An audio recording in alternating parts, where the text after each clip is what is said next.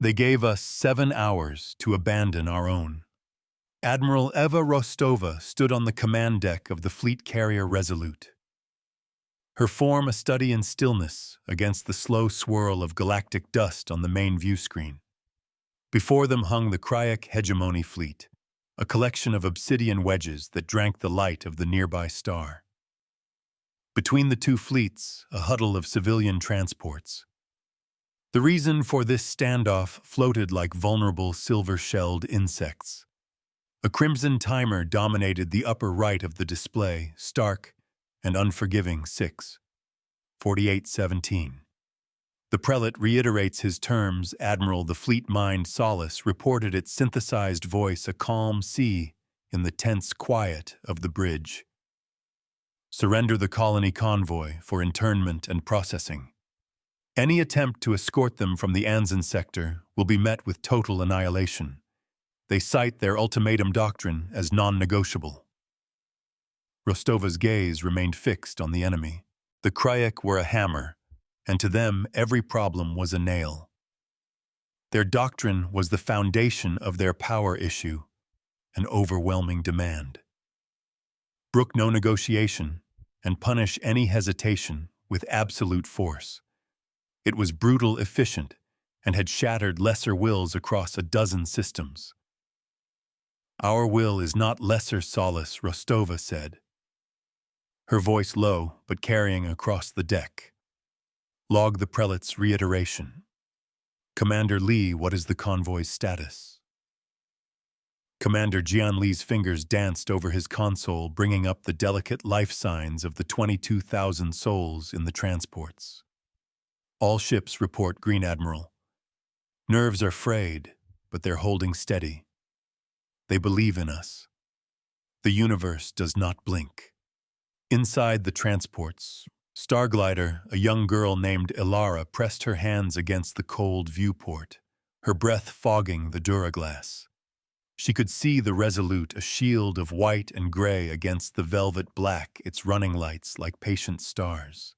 Her father knelt beside her, his hand resting on her shoulder, a reassuring weight. The protectors are here, see? He whispered, his voice trying for a confidence his eyes didn't quite hold. They won't let the sharp ships hurt us. They never do. Ilara looked from the comforting bulk of the human ship to the jagged outlines of the Krayek fleet. One was a promise of safety, the other a threat made manifest. The silence of space felt heavy, waiting for one side to break it. On the bridge of the Resolute, Rostova watched the same scene but with a different calculus. The Krayek formation was a classic blockade, layered and dense. A direct assault would be a meat grinder, a foolish expenditure of lives for a principle the Krayek could not even comprehend. Humanity had learned long ago that the best way to move a mountain was not to shatter it, but to show it the path of least resistance. Solace run final simulations on pattern Indigo 7. Rostova commanded, I want a full-spectrum analysis of Krayek sensor acuity focused on gravitic and neutrino emissions. Running Admiral, the AI replied. A waterfall of data cascaded down a secondary screen, numbers and symbols resolving into predictive models. The Krayek are confident in their position. They anticipate a desperate frontal charge or a cowardly retreat. Their doctrine has no precedent for a third option. Good, Rostova murmured. Certainty is a vulnerability. We are the steady hand. Lieutenant Anya Sharma, the fleet's electronic warfare specialist, monitored the torrent of passive data flowing from the Krayek ships. They were broadcasting their righteousness on all standard frequencies, a repeating message declaring the convoy illegal, their presence a violation, and their ultimatum an act of cosmic law. It was noise meant to intimidate and demoralize. They're loud. Admiral Sharma noted a slight frown on her face. It feels performative. They want the sector to be watching this. They always want an audience, Rostova said, turning from the main screen to face her crew. The ultimatum doctrine is theater. It requires witnesses to see the price of defiance. We are about to change the script of their play. The timer clicked down past the 6-hour mark. The Krayek held their perfect, menacing formation. They were a statue of violence waiting for the right moment to come alive. Inside the human fleet, however, a different kind of energy was building. "Commander Lee, begin the deployment," Rostova ordered. "Slow and steady. Make it look like a routine diagnostic." Their certainty is a cage. From the ventral bays of the Resolute and its 2 escort cruisers, the Steadfast and the Endurance, thousands of tiny drones emerged. They were no larger than a human hand, inert and cold. They did not activate drives or emit energy signatures, instead coasting on carefully calculated trajectories, spreading out in a vast, almost invisible formation between the human fleet and the convoy. The Krayek took notice. Their comms channels, which Sharma was monitoring, flickered with queries. The objects were too small to be mines, too cold to be fighters. They registered as debris, insignificant system clutter. The prelate is asking for a classification of the drone deployment.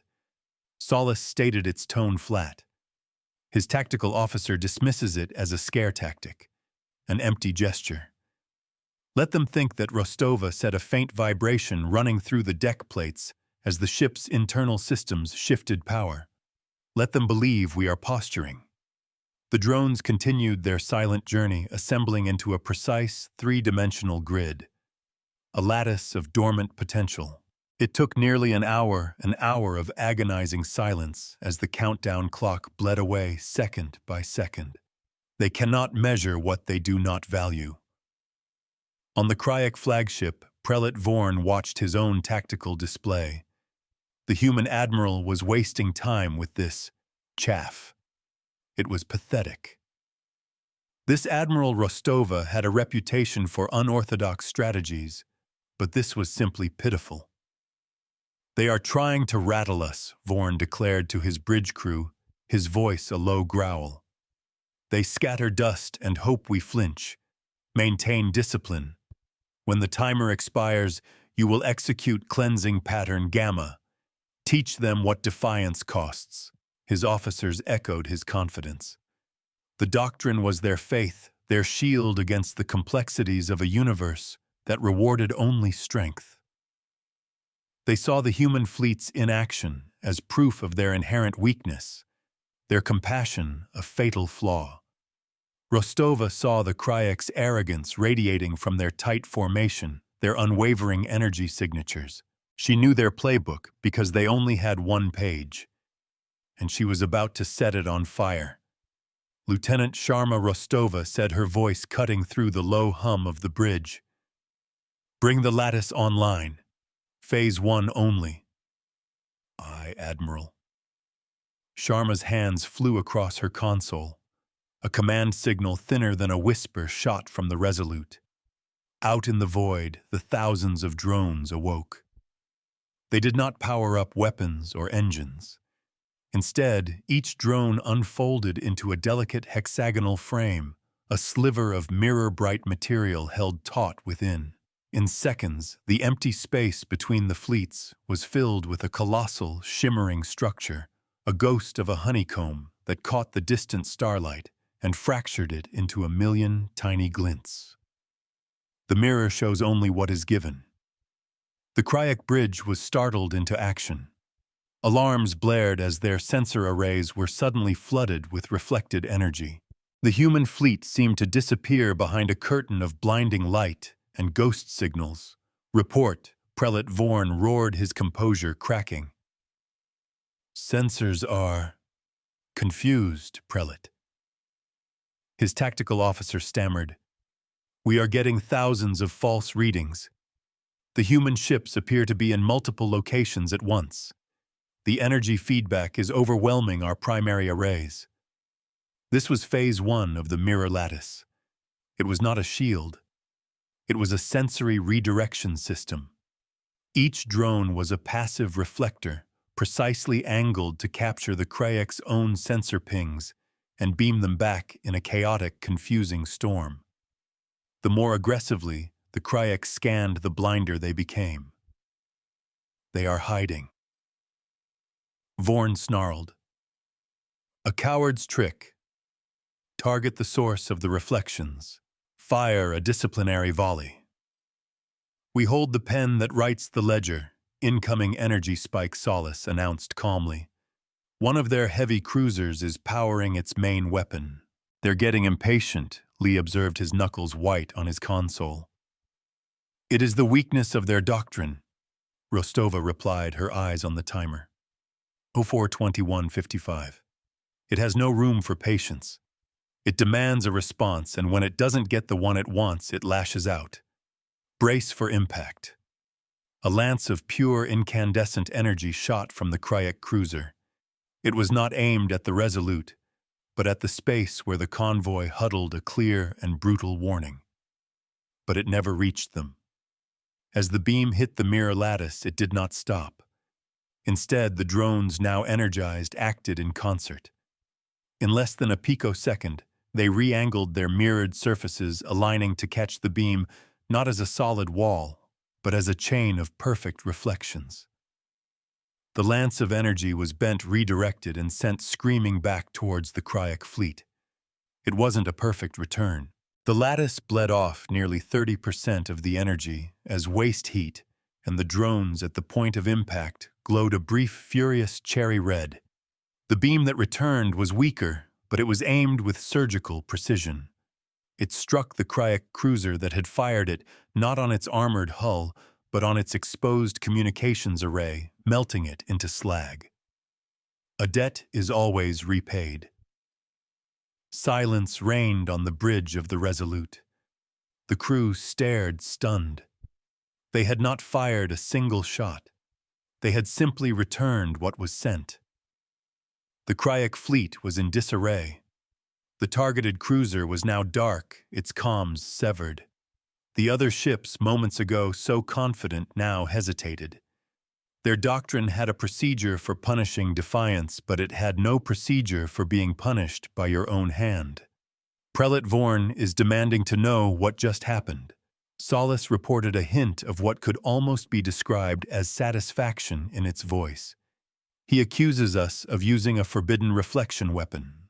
Rostova allowed herself a small, cold smile. Open a channel to the Prelate Solace. Audio only. Let's see if he's ready to learn. Channel open, Admiral. Rostova's voice was calm, clear, and unyielding. Prelate Vorn, this is Admiral Rostova of the Terran Protectorate Fleet. What you just experienced was not a weapon. It was an accounting. You fired a shot. We returned it. The ledger is balanced. Their doctrine cannot compute reciprocity. On the Krayek bridge, Prelate Vorn stared at the damage report. The communications mast was gone. His ship was deaf and dumb to the fleet, forced to rely on clumsy laser relays. The Admiral's voice echoed in his command center, a ghost in the machine. An accounting Vorn spat the word. You hide behind parlor tricks and call it honor. This changes nothing. The ultimatum stands. Your convoy will be dust. The channel closed, but the seed of doubt had been planted. His officers were exchanging nervous glances. Their perfect, predictable universe had just shown them a variable they had never considered. Admiral Commander Lee said, his voice tight with anticipation. They're breaking formation. They're spreading out, trying to get a clearer angle around the lattice. As predicted, Rostova said, they are moving from a static blockade to an active hunting pattern. They're angry, and angry opponents make mistakes. Solace, what's the new projection? The probability of a successful convoy breakout has increased by 12%, the AI answered. However, their dispersal pattern also increases the risk of a stray shot hitting the civilian ships by 22%. A new civilian vignette unfolded in Rostova's mind. A teacher on the transport Horizon's Promise, calming her students, telling them a story about ancient explorers who used stars to find their way through the dark. The children huddled together in the low gravity of the ship's common area, were the stakes written in flesh and blood. Their fear was a weight on Rostova's soul. "This is the reason we anchor the line. We will not allow a single stray shot," Rostova declared. "Lieutenant Sharma, activate Phase 2. Let's give them some ghosts to chase. Commander Lee, signal the convoy. Prepare for the breakout run on my mark." Sharma's console lit up again. "Phase 2 is active, Admiral." The mirror lattice shimmered. Now it was not just passively reflecting. It began to actively project light and energy. Dozens of perfect duplicates of the Resolute and its escorts bloomed into existence across the starfield. They were nothing but focused light and manipulated sensor readings, but to the confused Krayek arrays, they looked real. They mimicked the heat signatures, drive emissions, and energy profiles of the real ships. The Krayek, already on edge, took the bait. Several of their ships broke off to pursue the phantoms, firing bolts of plasma into empty space. They were chasing shadows, wasting energy, and thinning their own lines. The carefully constructed blockade was turning into a chaotic scramble. "The corridor is opening," Lee reported a holographic tank showing a clear path emerging through the enemy fleet. "It's narrow, but it's there." "Signal the convoy." Rostova ordered, her heart pounding a slow, steady rhythm against her ribs. "Execute pattern Indigo 7. Go. Now." The countdown is over. The race has begun. The 22 civilian transports ignited their main drives. Their engines, designed for efficiency, not speed, pushed them forward with agonizing slowness.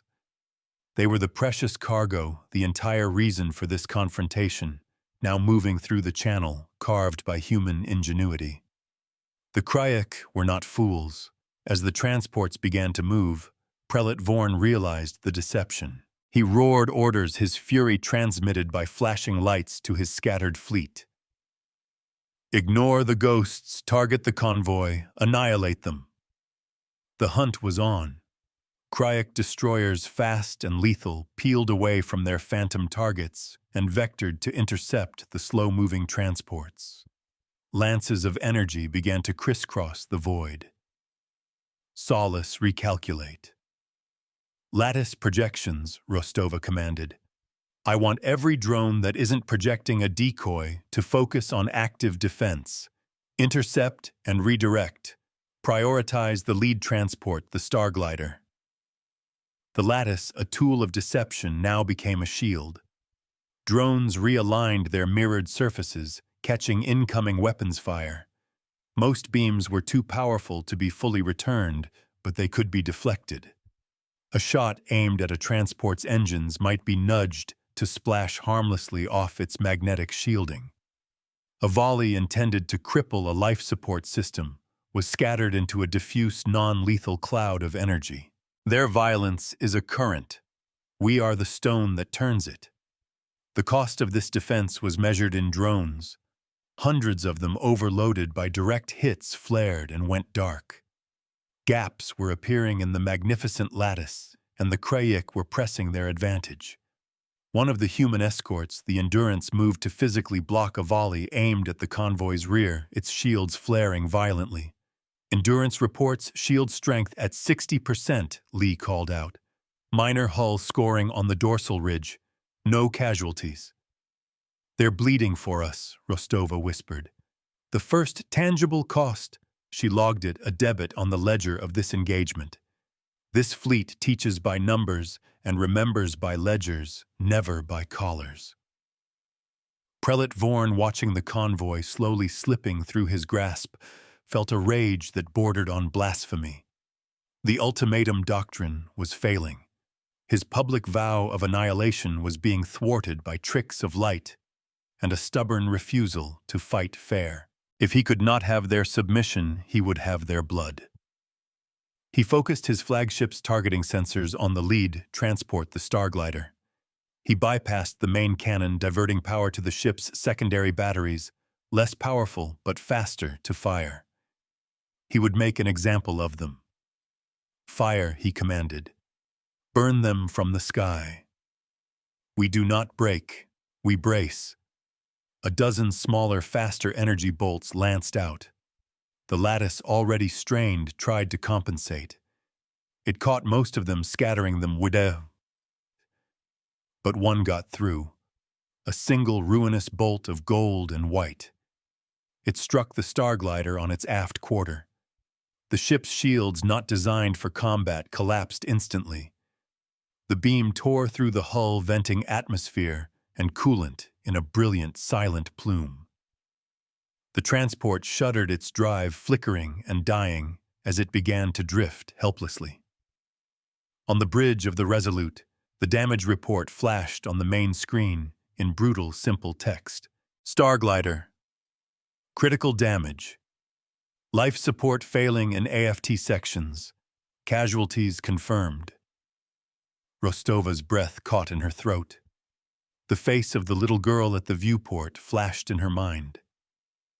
The second cost of victory was always the highest. She had tried to teach. She had tried to show them a better way. The Krayek had responded by signing a death warrant for civilians. A cold, diamond-hard resolve settled over her. The time for lessons was over. The time for consequences had arrived. "Solace," she said, her voice dropping to a dangerous calm. "The prelate has targeted non-combatants after being shown a path to de-escalation. He has made his entry in the ledger. It is time for us to make ours." "Your orders, Admiral," the AI asked.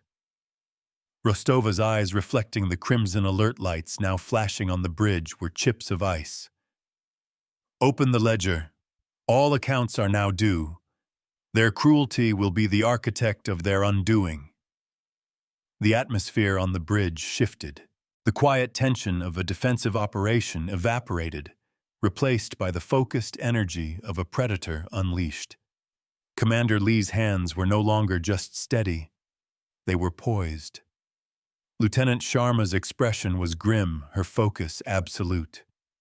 "Lee, bring the steadfast and endurance into a forward pincer. I want them to flank the prelate's flagship," Rostova commanded, her voice ringing with newfound authority. "Divert all non-essential power to shields and tactical systems. Sharma, the lattice is no longer a mirror. It is a lens." "A lens," Admiral Sharma asked, her fingers already flying. "The Krayek are blind to anything but force," Rostova explained, her gaze locked on the wounded Starglider. "So we will show them force magnified. Reconfigure the lattice. I want every drone to focus incoming Krayek fire, not to deflect, but to consolidate. Funnel it. Turn their scattered rage into a single focused point." It was a terrifyingly risky maneuver. Instead of spreading the damage, they would be gathering it. They would be inviting the storm into their house with the intent of directing it out a single window. A pivot is not a retreat. It is a re-aiming.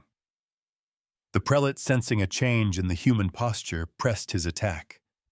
His fleet, now mostly disentangled from the sensor ghosts, began to converge on the convoy's path. They were firing wildly, a chaotic barrage born of frustration. This was exactly what Rostova was counting on. The mirror lattice transformed. Drones shifted their mirrored surfaces, angling inward, creating a vast, invisible concave dish. As the Krayek energy bolts struck the outer edges of the grid, they were no longer scattered. They were caught, bent, and redirected toward the center, their energies combining in a cascade of shimmering power. "Energy buildup in the lattice is critical," Admiral Sharma warned, her console glowing with amber warnings. "The drones can't hold this for long. We've got seconds before they overload and vaporize." In the center of the lattice, a point of light began to form, a new star being born from the collected fury of the Krayek. It grew from a pinpoint to a blazing orb pulsing with unimaginable power. It was the sum of their aggression, their intolerance, their doctrinal certainty, all gathered into one place. "Commander Lee, what is the prelate's current vector?" Rostova asked, her voice steady. "He's moving to cut off the Starglider's rescue route, Admiral. A textbook intimidation tactic. A textbook ending then." Rostova countered. "Sharma, on my mark, release the charge. Target the empty space 1,000 kilometers directly in front of Prelate Vorn's flagship. Not the ship, the space in front of it. The lesson must be undeniable." The Kryak flagship plowed forward a black spear of arrogance. Prelate Vorn was about to deliver the final crushing blow to the wounded transport, a final punctuation mark on his ultimatum. He paid no mind to the strange new star forming in the human's drone field. Mark, Rostova said, her voice as soft as a prayer and as hard as a gravestone. With a final, silent command from Sharma, the entire mirror lattice snapped its focus to the target coordinates and discharged.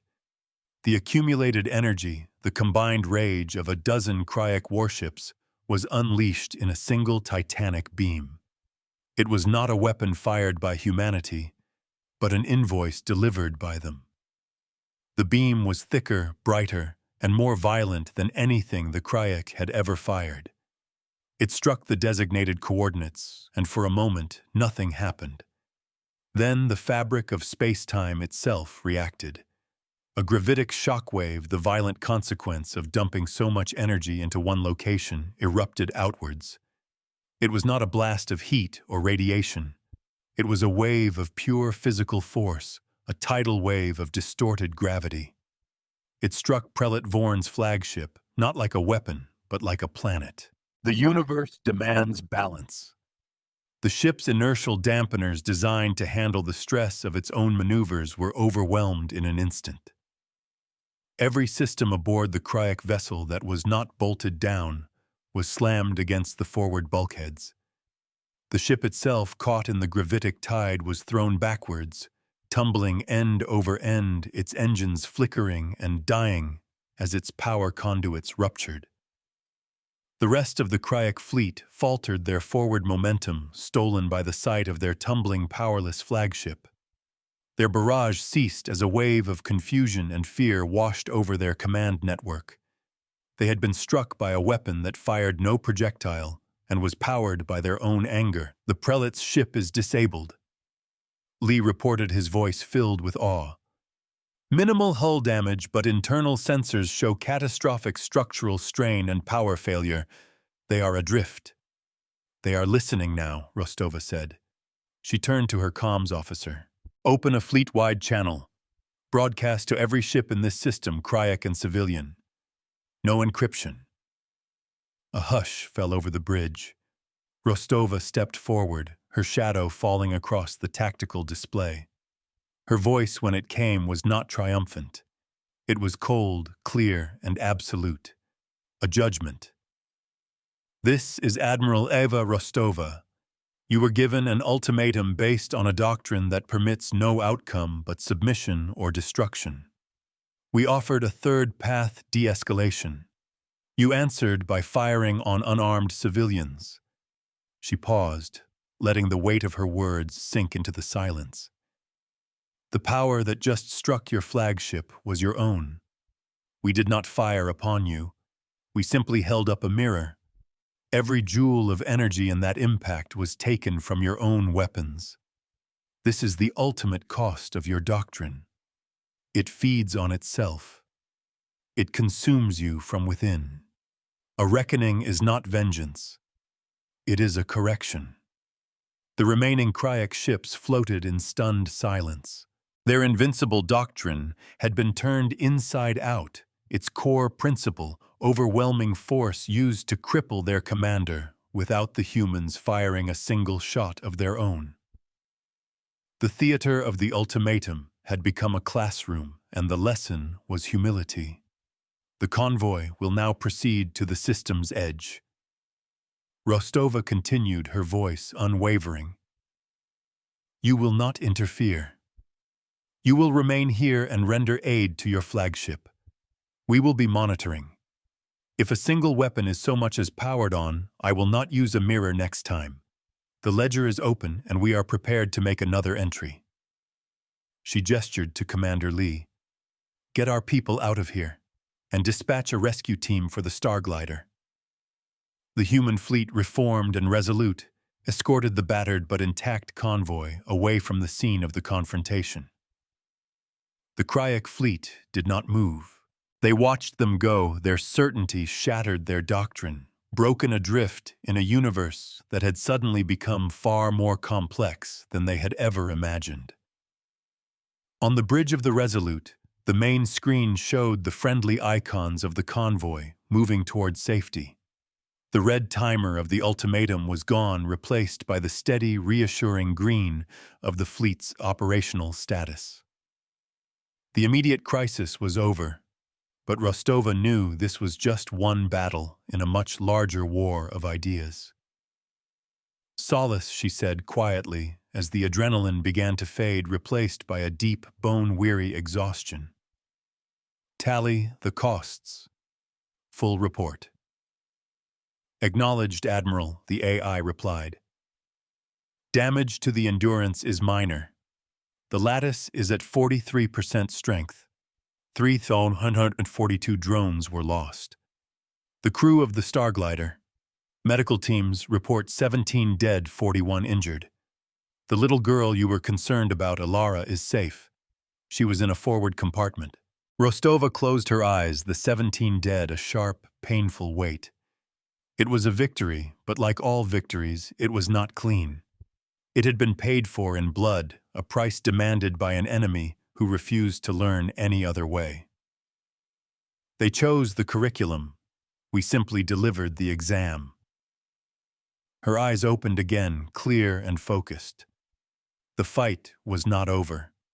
The Kryak hegemony was vast, and its doctrine was a poison that had infected many. This single fleet had been humbled, but the institution remained. A transmission from the Sector Observer Station, Admiral the comms officer announced suddenly. It's a diplomatic channel. They witnessed the entire engagement. Rostova straightened. The audience the Kryak had wanted was about to weigh in. Put it on screen, Lieutenant.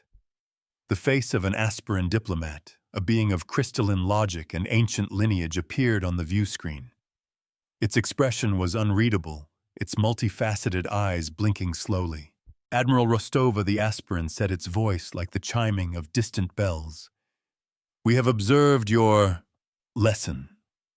The ands and accords are quite clear on the use of disproportionate force and the targeting of non-combatants.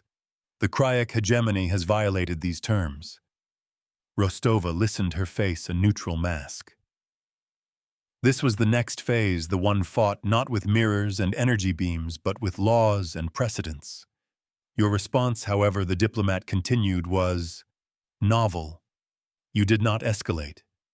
You reflected. The Galactic Concordat has been searching for a counter to the ultimatum doctrine for decades. It seems you may have provided one. The diplomat paused, its gaze seeming to pierce right through the screen, right into the heart of Rostova's intent. The Kryak prelate has been publicly shamed by his own hand. His authority is broken. But the hegemony will not take this lightly. They will see this not as a lesson, but as an attack on their core identity. They will adapt. They will retaliate. We are aware, Rostova said simply, and we will be ready. The aspirant's head tilted. Indeed. We believe you will. The Concordat is convening an emergency session. Your data logs of this engagement will be most valuable. The precedent you have set today will echo for a long time, Admiral. The transmission ended, leaving the bridge in a thoughtful silence. They had won more than just a battle. They had won a moral and strategic argument on a galactic stage. But the diplomat was right. The echo of their victory would surely reach the heart of the Kryak hegemony, and the response would be anything but silent. Hold the line, for the next wave is coming. The bridge of the Resolute was a sanctuary of controlled quiet, a stark contrast to the controlled chaos of the preceding hours. Damage control reports scrolled on secondary screens, a litany of minor burns and depleted reserves. The main view screen showed the civilian convoy, now a string of pearls against the black, accelerating towards the safety of the jump gate. Each green icon was a life Rostova had sworn to protect, and each one felt like a small personal victory. Yet the cost remained an indelible stain on the operations ledger. The rescue teams are aboard the Starglider. Admiral Commander Lee reported, his voice heavy with the burden of the news he was about to deliver. They've stabilized the survivors. The final count. It's confirmed at 17 deceased. The ship's captain was among them. He rerouted primary life support to the passenger decks before his bridge was vented. A wave of profound respect and sorrow washed over the bridge. A captain's final sacrifice. Rostova nodded slowly, her throat tight. See to it that his name is entered into the Protectorate's Book of Valor, Commander, and ensure his family receives a full state pension and our deepest gratitude. Aye, Admiral. Every victory is etched with loss. A junior ensign, no older than 20, was carefully monitoring the civilian comms, her face pale. She was listening to the fragments of relief and grief pouring from the rescued convoy. One channel carried the sound of a child asking where the captain had gone and why the stars had looked so angry. The ensign wiped a tear from her eye, her composure momentarily slipping before she firmed her jaw and refocused on her console. Her silent vigil was a testament to the human cost that no strategic summary could ever capture. Solace, Rostova said, turning her attention from the human element to the cold, hard data. Begin a full tactical review. I want to know every mistake the Krayek made, every assumption we correctly exploited, and every instance where our projections were off by more than 5%. Analysis is underway, the fleet mind replied. Initial findings suggest the prelate's doctrinal adherence was his primary tactical failure. He could not conceive of an opponent who would refuse a direct confrontation while simultaneously refusing to retreat. His strategic vocabulary was too limited. It's the weakness of all zealots, Rostova mused. They mistake their scripture for the universe. But the hegemony is large. Not all of them will be so short-sighted. Their faith is a blinder. Ours must be a lens. As if to punctuate her thought, a priority alert flashed on the comms panel. It was from Protectorate High Command, a tightly coded message packet that bypassed normal channels. Rostova's personal access code was required. She placed her palm on the reader, her eyes scanning the text as it decrypted. Her expression, already grim, hardened further. Commander Lee, Lieutenant Sharma to my briefing room. Now. Her tone left no room for delay. Inside the sterile confines of the briefing room, a holographic schematic of the Anzin sector hung in the air. Rostova brought up the new intelligence. It was a fleet disposition report, compiled from deep-range sensor posts and intelligence assets. A second Krayek fleet, significantly larger than the first, had just altered course. Its destination, the Anzin sector.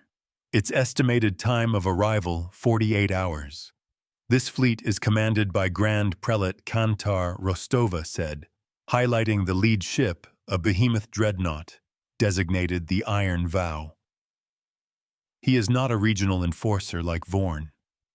He is one of the hegemony's executors, a true believer responsible for shaping and enforcing the ultimatum doctrine across 3 quadrants. He's coming to punish Vorn's failure, Lee surmised, studying the enemy fleet's composition.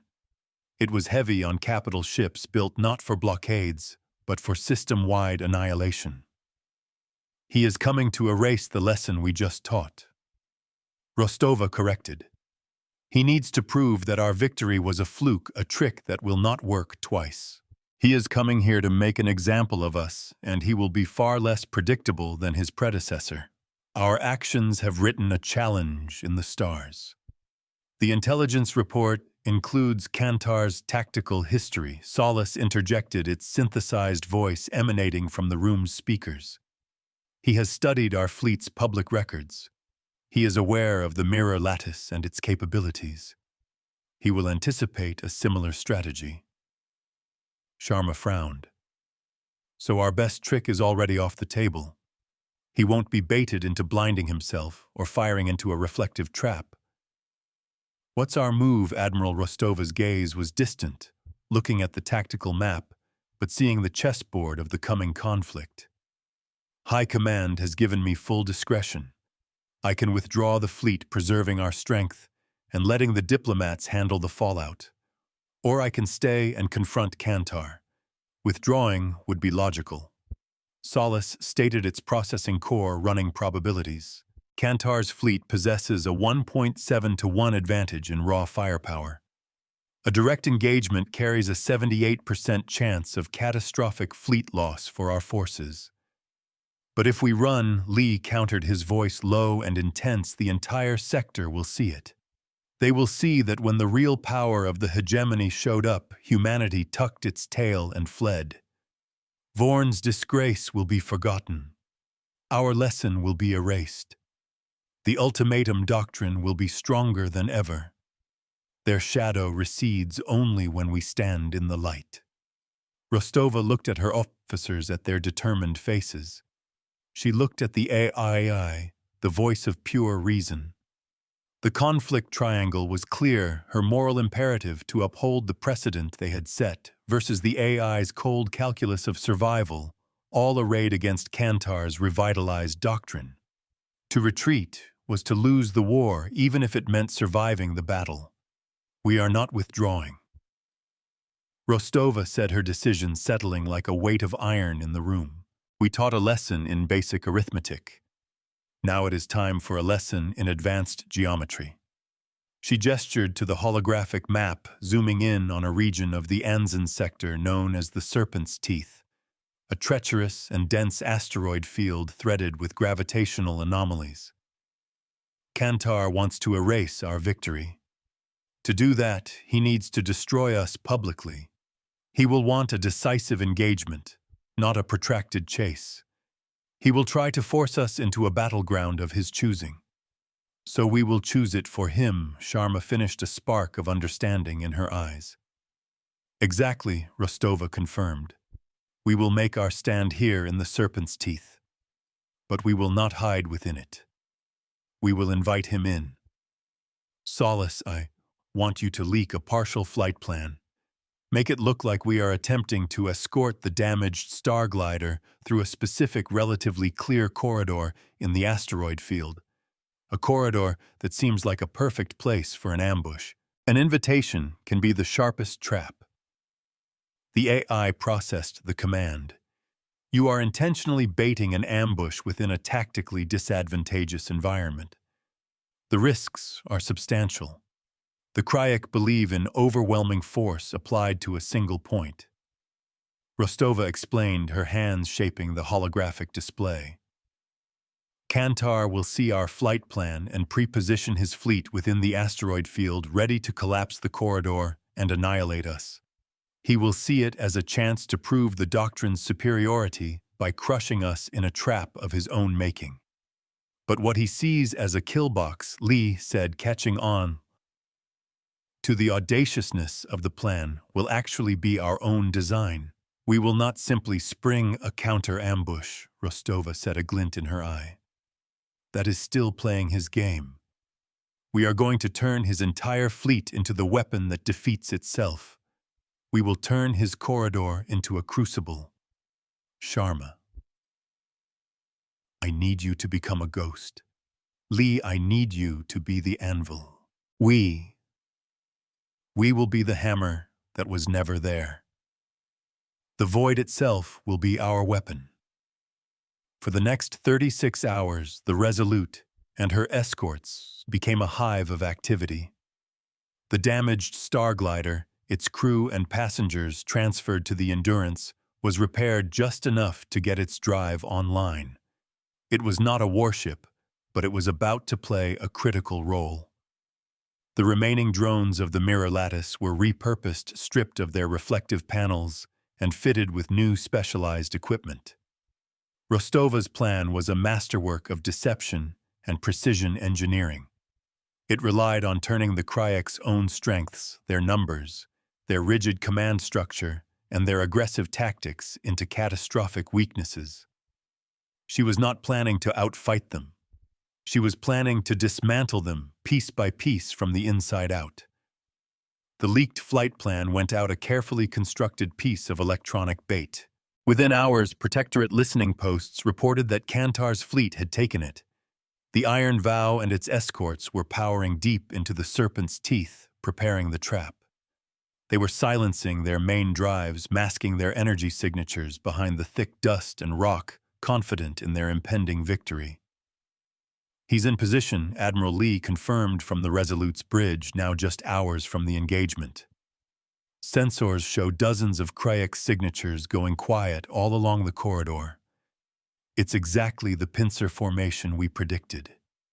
"Confidence is a poison," Rostova murmured, watching the tactical plot. Her own ships were holding position just outside the asteroid field, making it look as if they were marshalling for the desperate run. The Starglider was with them, its transponder broadcasting as if it were fully crewed. Sometimes the best bait is the truth told at the right time. On board the transport, Horizon's Promise now safely docked at a starbase hundreds of light-years away. Alara, the little girl from the Starglider, was drawing a picture. She drew a big white ship with lights like stars and a shield made of glitter that bounced angry red lines away from a smaller silver ship. Her father watched, his heart aching with a mixture of gratitude and the remembered terror of the battle. The drawing was a child's simple summary of a complex truth: they had been protected. That protection was about to be tested again, far from their sight.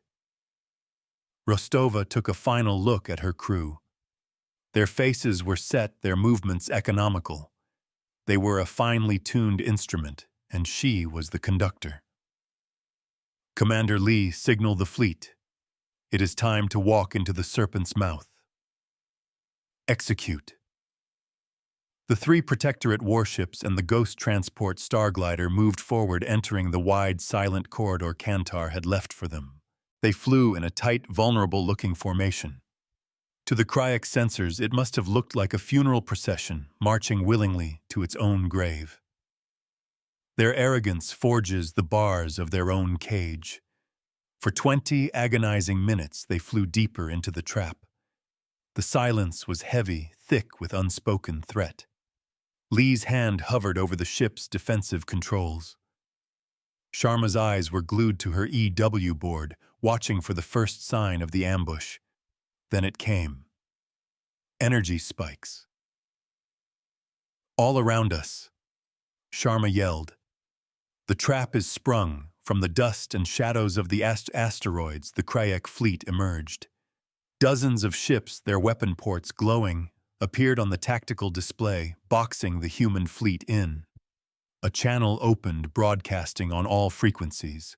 The voice of Grand Prelate Kantar boomed across the void, dripping with condescending triumph. "Admiral Rostova, you were a fool to believe you could defy the hegemony and escape judgment. Your parlor tricks are useless here. You are surrounded. Your fleet is forfeit. For your crime of heresy against the natural order of power, you will be erased. This is the only lesson that matters." On the Resolute's bridge, no one flinched. Rostova listened to the broadcast with a placid expression. When he was finished, she looked to her comms officer. "Did you get it?" "A perfect, clear recording, Admiral," Good Rostova said. She then gave the order that would change everything. "Sharma, now." This is the moment the mirror turns into a window. Lieutenant Sharma's console flashed. She wasn't activating a shield or a weapon. She was activating a network.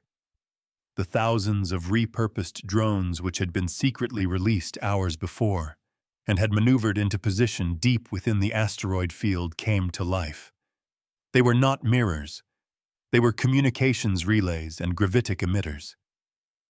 In the same instant, the ghost ship Starglider detonated. It was not a violent, weaponized explosion. The ship's core had been rigged to overload in a massive wide-spectrum electromagnetic pulse. The pulse, shaped and amplified by the drone network, washed over the entire Krayek fleet. It was perfectly timed to hit them just as they had powered up their weapons, their shields configured for attack, not for this kind of insidious system-frying assault. The effect was instantaneous and devastating. The Krayek ships, their systems hardened against energy weapons, but not against a precisely tuned EMP of this magnitude convulsed. Their targeting locks failed. Their internal comm systems dissolved into static.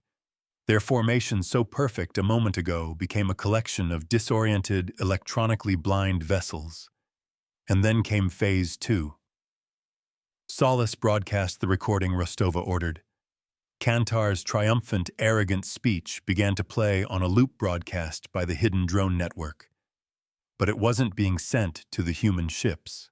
It was being broadcast directly into the Krayek fleet's emergency comms channels, the only ones still working.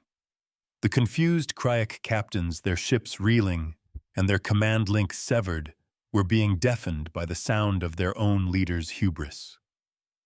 Their voice of command has become a shroud of noise. While they're sorting that out, Rostova said, her voice cutting like a scalpel, "Lee, you're up. Execute decapitation strike Alpha." The human fleet, which had been shielded from their own EMP by a last-second polarization, was very much alive. The Steadfast and the Endurance peeled off their weapons, now glowing with deadly intent. They were not firing broadsides. They were firing precision lances, guided by the clear tactical picture provided by Solace and the drone network. Their targets were not the hulls of the enemy ships. They were the bridges, the sensor masts, the engine regulators. They were targeting the Krayek fleet's nervous system. The trap had been turned inside out.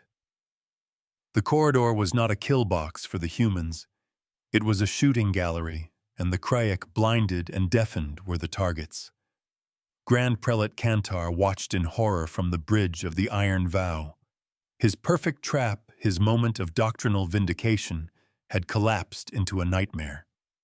His fleet was in chaos, firing blindly at sensor ghosts, and in some cases at each other. He was cut off, unable to issue a single coherent order. The human ships moved through his broken formation like sharks, their strikes precise, crippling, and utterly merciless. "They're not destroying us," his tactical officer stammered, his face ashen. They're dismantling us. A ledger is kept not with erasers, but with careful, permanent lines. The battle, if it could be called that, lasted for 17 minutes. The Protectorate fleet expended surprisingly little ammunition. Their victory wasn't measured in explosions, but in paralyzed enemy ships. They systematically severed the command and control links of every Krayek capital ship, leaving the fleet a headless, thrashing beast. The final act belonged to the Resolute. It moved with an implacable grace through the field of disabled warships, coming to a stop before the bow of the mighty Iron Vow. The dreadnought was adrift, its systems rebooting in a slow, agonizing crawl. It was helpless. Rostova opened a direct channel, one she knew Kantar's rebooting systems could not refuse. His face, contorted with rage and disbelief, appeared on her screen. Grand Prelate Kantar, Rostova said, her voice devoid of triumph, holding only the cold, hard finality of a judge. "You came here to make an example, and so you have. You have become a perfect example of what happens when doctrine is valued more than reality. Your fleet is not destroyed. It is merely silenced." She paused, letting the truth of his position sink in. We recorded your declaration of annihilation. We recorded our response. That recording, along with the full tactical logs of this engagement, are being sent to the Galactic Concordat. Your ultimatum doctrine is not a law of the universe. It is a failed hypothesis. And the experiment is over. The account is now closed. Rostova did not wait for a reply. She severed the connection, leaving Kantar to his fury and his shame. She had not come for vengeance. She had come for justice, and justice in this case was not about killing. It was about proving him and everything he stood for irrevocably wrong. Commander Lee set a course out of this boneyard, she ordered. Let's go home. The Protectorate fleet, virtually unscratched, turned and left the Serpent's teeth. Behind them, they left the most powerful fleet the Krayek had ever assembled, disabled and humiliated, not by overwhelming firepower, but by a better idea. A small salvage and rescue team was left behind, a final, quiet statement that humanity's mercy was as deliberate as its force. The cost of this victory was far less tangible than the last one repurposed transport ship and the expenditure of a strategic plan that could never be used again. Days later, as the Resolute underwent repairs and resupply at a forward operating base, the official proclamation arrived. It flashed on every public terminal in the sector, a simple declarative statement from the Galactic Concordat. By unanimous vote of the assembled members, the Krayek hegemony's ultimatum doctrine is hereby declared a violation of the Anzan Accords. Its practice is outlawed, and all signatory powers are authorized to deny its legitimacy and counter its application with necessary and proportional force. Privileges of fleet passage through Concordat space are hereby rescinded, pending a full review and renunciation of the doctrine. The precedent was locked. The ledger had been ratified by the galaxy. On the bridge of the Resolute, the hum of the primary drive was a soft, steady vibration underfoot. The air, once sharp with the scent of ionized particles from weapon discharges, now smelled clean, filtered, and calm. Rostova stood at the main view screen, watching as the maintenance crews outside maneuvered new mirror arrays into place on the ship's hull. They cooled rapidly, in the vacuum, their brilliant silver sheen dulling to a calm, resolute pewter. She thought of the 17 dead on the star glider of the captain, who gave his life for his passengers. She thought of the fear in the convoy and the arrogance of 2 prelates. Power, she mused, was not a weapon to be wielded like a club. It was a tool like a gardener's spade. It could be used to bury your enemies, or it could be used to cultivate a future where such enemies were no longer necessary. Humanity had chosen its path. They would teach first and fight only when forced, and they would always hold the line for those who could not. The universe does not reward cruelty. It merely presents a bill.